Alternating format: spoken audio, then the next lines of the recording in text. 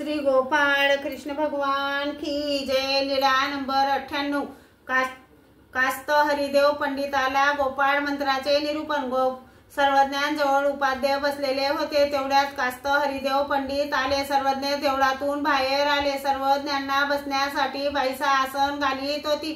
त्या आधीच उपाध्यांनी आपले वस्त्र सर्वज्ञांच्या श्रीचरणाखाली घातले। तेव्हा सर्वज्ञांनी म्हटले, बटिका वस्त्र मडकट होईल। ते म्हणाले, नाही जी, माझे वस्त्र प्रसादाचे होईल।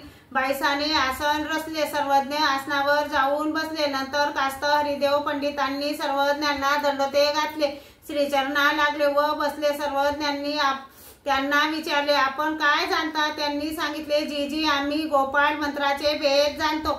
सर्वज्ञांनी विचारले, गोपाळ मंत्राचे भेद किती? त्याने म्हटले, 101 भेद आहेत असे म्हणतात, परंतु आम्ही 1-2च जाणतो। तेव्हा सर्वज्ञांनी सांगितले, गोपाळ मंत्राचे 1000 भेद आहेत, परंतु त्यातील एक भेद तो फक्त श्रीकृष्ण चक्रवर्ती व रुक्मिणी देवीलाच माहीत आहे, तिसऱ्या कुणाला माहीत नाहीये। ऐकून उपाध्यांना प्रतीती आली की सर्वज्ञ हे साक्षात श्रीकृष्ण अवतारच आहेत।